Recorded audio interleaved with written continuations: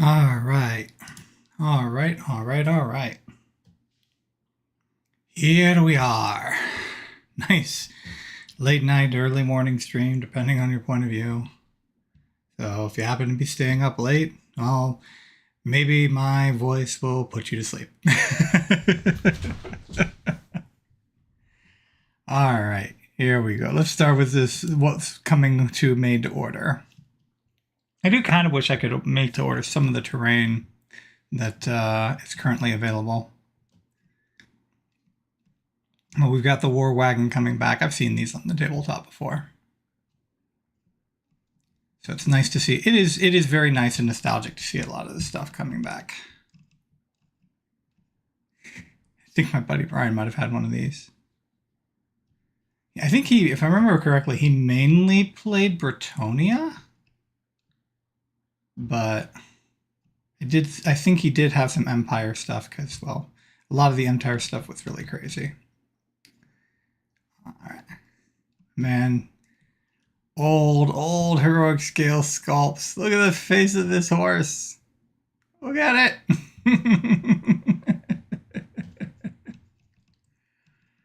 Ah. Some of these really still hold up though. Like, look at these guys. All right, how do I scroll? There it is. Okay, maybe these guys not so much. But these guys still hold up. I mean, to be fair, like, Old World did continue. I guess I should be more. Warhammer Fantasy continued, like, right up until, like, the release of Age of Sigmar for the most part, so.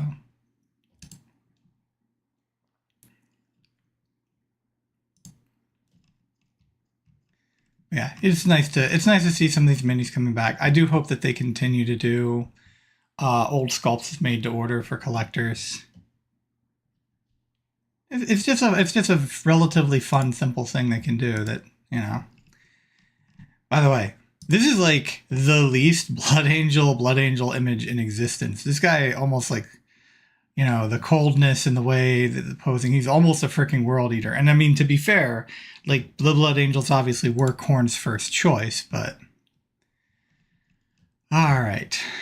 The Dark Angels might have monopolized all the obvious Grotmas gags about angels 3 weeks ago, but Blood Angels have arrived to bring death to enemies of the Imperium, entering the Angelic Inheritors. And of course, there is Sanguinella, which it is my understanding does subsume the Christmas holiday in 40k. You know, they replace with the Emperor's secular vision, Christmas would have gone away, and then they basically replaced the old Christmas festivals and celebrations with celebrations to Sanguinius for his sacrifice. So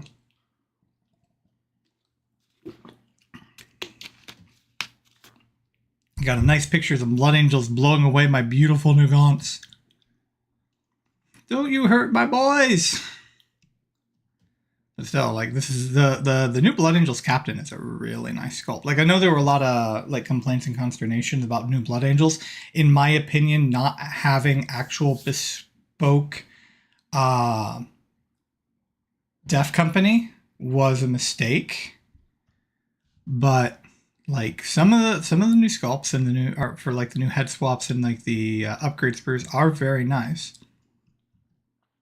I have mixed feelings about the Sandguard. Like, I understand, like, a lot of people are like, oh, they're too much, you know, Age of Sigmar. And I'm like, yeah, but, you know, I didn't particularly like the way the death masks looked originally. And these are, you know, there's only so many different ways you can do a death mask. And, like, I prefer the more simple, elegant death mask, but I also do wish they still had the wings, like actual wings, not the little fobs. But so I'm kind of mixed on those. All right, the Blood Angels have inherited much from their Primarch. Their grace, nobility, and psychic prowess all trace back to Sanguinius, as does the spiritual curse that has afflicted them since his death. More esoteric, perhaps, but no less a gift of their gene-sire is their propensity to blaze brightest during the darkest moments of despair. Just as Sanguinius himself is said to have brought hope to the hopeless at the point of his gilded spear, so too do the Blood Angels rise in the face of adversity as though in fulfillment of some ancient prophecy.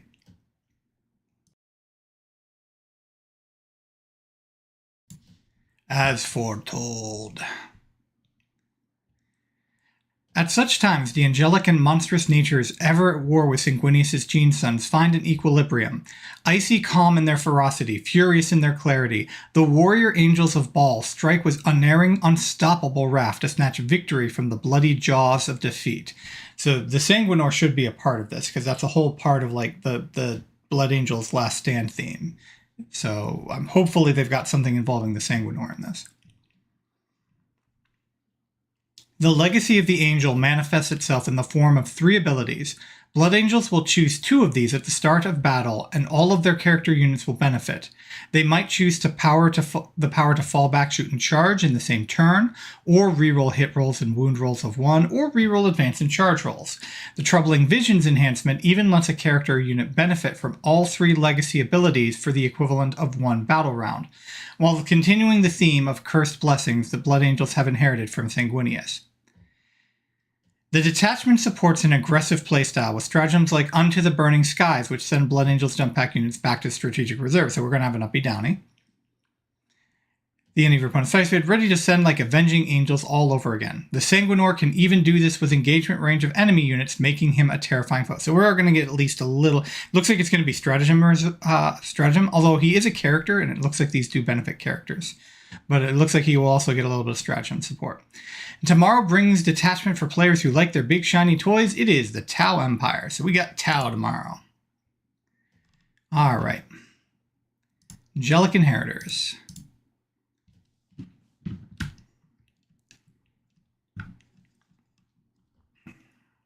Detachment rule, Legacy of the Angel. Never do the Blood Angels stand taller or strive harder than when faced with seemingly impossible odds. At such times, the sons of Sanguinius delve deep into their souls for the preternatural reserves of determination, fury, and focus. Sometimes they even touch upon the uncertain gift of prophecy that was said to be their genesire's boon and his curse. Alright, at the start of the first battle round, select 2 of the angelic legacy abilities listed below. Until the end of the battle, those angelic legacy abilities are active, and their effects apply to all Adeptus Astartes character units from your army. So this is every character you have off by themselves, whether it's Mephiston or the Sanguinor, and this is also every unit that has been joined by a character. So you're going to want to go character heavy with this list. And just like with my Invasion Fleet detachment, you pick this at the start of the battle, so you get to kind of tailor it to what your needs are going to be based on the mission and the foe you're fighting.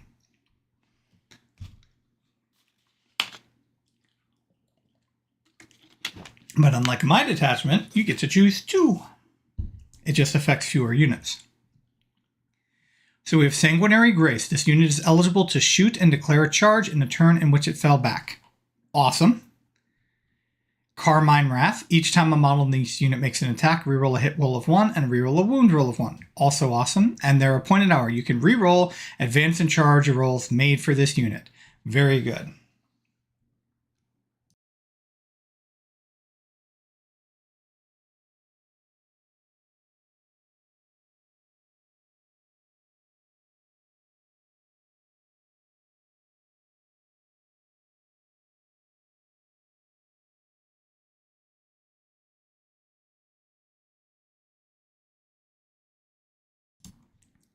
All right, so all 3 of these are relevant. I would say the most powerful are the top 2, but if you're going very, very assault heavy, if you know you're going to need to get the charges in first, then obviously these 2 are much better. But if you are in a situation where you're going to need to stand back and shoot, then these 2 are probably better. The interesting thing is you might be pairing this one with one of the other 2. But at the same time, like this one here is also a very, very good combination. And then as usual, you can't include any chapter units other than Blood Angels.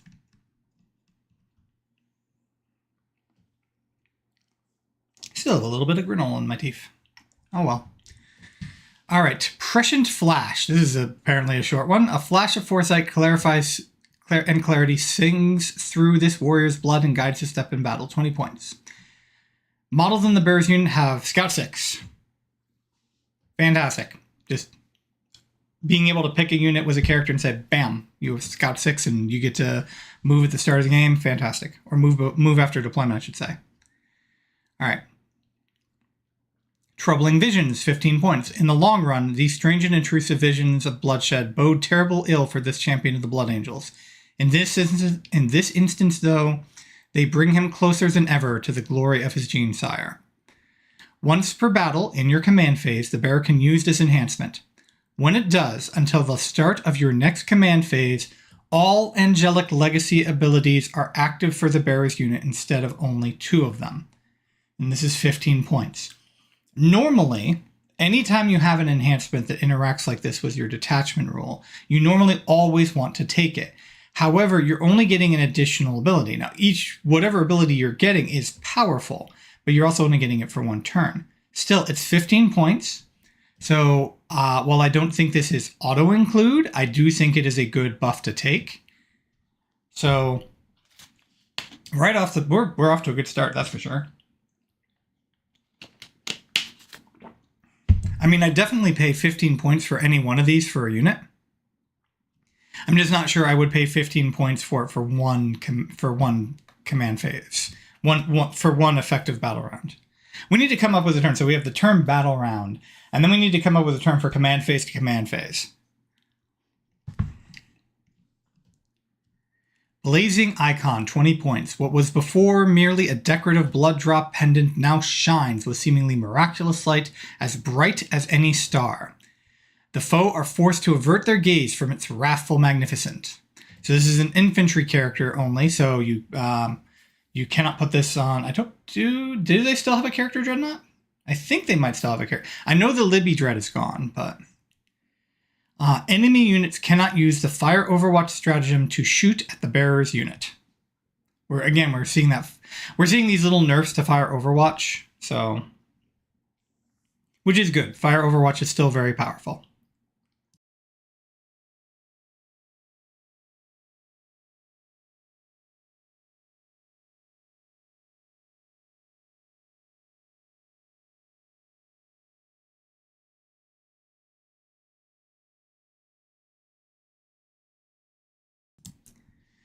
And then Ordained Sacrifice, 25 points. Knowing only too well the desperate and vital nature of the battle before him, this Scion of Sanguinius echoes his Primarch's resolute determination to fight on even beyond what seems to be the doors of certain death.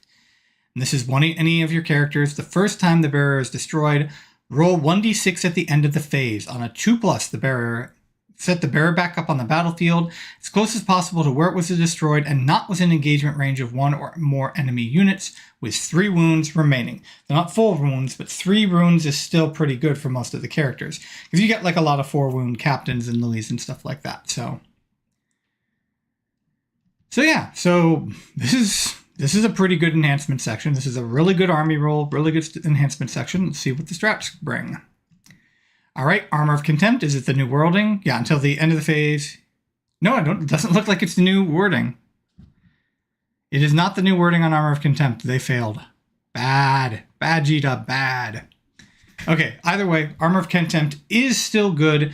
You're mostly now going to want to use it in the fight phase, because previously one of the big uses of Armor of Contempt was to make a trade a lot more... swing a lot more in your favor. So like, for example, if you needed to come out with a unit to get line of sight and take out an enemy unit, you would then use Armor of Contempt on it so that when the enemy returned fire, the unit would be able to withstand a lot more of the fire, and the enemy your opponent would have to dedicate more firepower to destroying them. Now, obviously, that only works for one of those units, so you're going to have to be very, very choosy on when you use Armor of Contempt. And you're probably going to end up using it a lot more in your fight phase than you are in the shooting phase. Strike now for glory. 1 CP strategic ploy. Knowing instinctively that the pivotal moment has arrived, these battle brothers aim and hammer their foes with unrelenting volleys.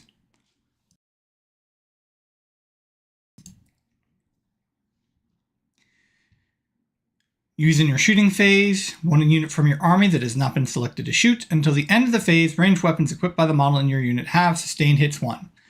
1 CP for sustained hits 1 is great. Again, always nice if you can choose between sustained hits 1 and lethal hits. But sustained hits 1 is fantastic. Focus Fury, 1 CP battle tactic stratagem. Keeping the beast within under tight control, the Blood Angels nonetheless tap into their inner rage and shackle it to the precisely aimed blows. Use it in your fight phase, in any fight phase. Use it in any fight phase. 1 unit from your army that has not been selected to fight this phase until the end of phase. Melee weapons equipped by models in your unit have lethal hits. If your unit is a character unit, until the end of phase, those weapons have a lance as well. That is a very powerful and potent combination of buffs. Little bit of anti-synergy, since the whole point with lance is you're making it easier to wound. But even still, what hits come through that aren't lethal hits, you're still going to get to benefit. So, because I mean, you're only going to roll so many 6s. The rest of your wound stuff to wound it as well. But yeah, so this is really good. I would say this is even better than Strike Now for Glory. But these are both 2 incredible offensive buffs you can give. In the Shadow of Great Wings, 1 CP battle tactics. The enemy is engulfed in a soul-deep shadow for just a moment as though mighty wings have spread above them and marred their vision with occluding darkness. Use in your opponent's shooting phase just after they've selected a target. Pick a character unit, so this is only one of your characters. Okay, again, either a lone op or character on their lonesome or a character that has joined a unit. So that includes the unit itself. It gains the character keyword. That was selected as target of one of our attacks. Until the end of phase, your unit can only be selected as the target of a ranged attack if the attacking model is within 18 inches, and that is fantastic. That is a really good rule for limiting shooting and making sure that your opponents can't take advantage of firing lanes and letting you get the first strike in. So this is absolutely great. And just remember that even though it doesn't specify this, anytime you deny your opponent a target in the shooting phase, they get to choose new targets. So it's not like those shots get wasted. They get to pick something else to fire at. Instant of Grace, 1 CP epic deed. In this most desperate moment of need, a lone battle brother rises to the challenge as a true inheritor of the Angel's legacy. Use this in your command phase on any infantry unit from your army. Select 1 non-character model in your unit. So say I'm surprised it doesn't say your unit champion, but you'll probably pick your unit champion. Until the start of your next command phase, your model has the character keyword. So therefore, it gets all of the benefits that it would have gotten. And it even says, while in effect, your model's unit is therefore a character unit, meaning it can inherit and interact with Legacy of the Angel detachment rule in addition to other rules that interact with character units, which does mean it can be precision down. All right, Unto the Burning Skies. 1 CP strategic ploy in the face of encroaching doom. As the world seems to burn around them, these signs of Sanguinius leap high into the tormented heavens, ready to strike down with vengeful fury upon the enemy teaming below. So this is our uppy downy roll. So you're going to pick a jump pack unit, whether it is your Death Company or just regular Assault Ancestors with jump packs, or of course your Sandguard. You cannot target a unit from this within engagement range of one or more enemy units unless it is the Sanguinor. So if the Sanguinor is fighting the enemy, he can still go back up. Remove your unit from the battlefield and place it into strategic reserves. So yeah, this is fantastic. This one you're not going to use every game, but it'll be nice to have when you need it. Uppy downies are great. Denying your opponent shooting to key units is great.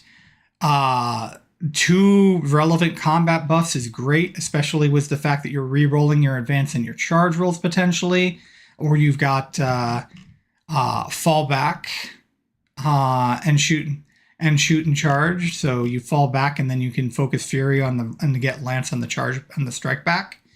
So yeah, this is a really solid detachment. I do think this actually might, because right now everyone's still playing Liberators, which is basically a modified version of Sons of Sanguinius. So everyone is still playing the essentially the original detachment. There's been a little bit of trying with the Angelic Host, but not a lot of success yet. So This, I think, I mean, okay, so +2 strength on the charge, let's face it, is really, really good. It is very, very good. But like, these are also all relevant buffs, and it's got great enhancements. It's got great strats. So I think this gives it a run for its money. I think that we're going to see some Blood Angels players try playing around with this and see if they can make it work. And I think they're going to have some luck with it.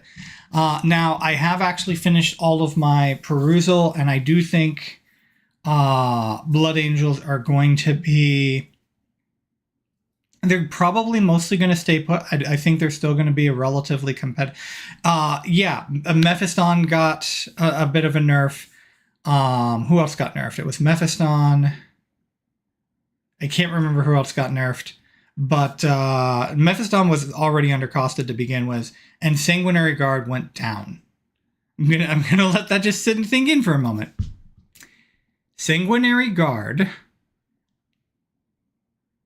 like the identity unit of Blood Angels, they were already being taken very heavily in all Blood Angels lists and hit like a nice ton of bricks. They went down in cost. So yeah, so Blood Angels are going to be doing fine in the new meta. Yeah, so this is going to be, it is going to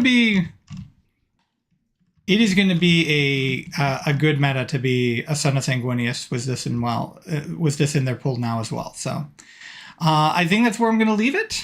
So thank you if you happen to join and listen in. I have been Divine Erdrick.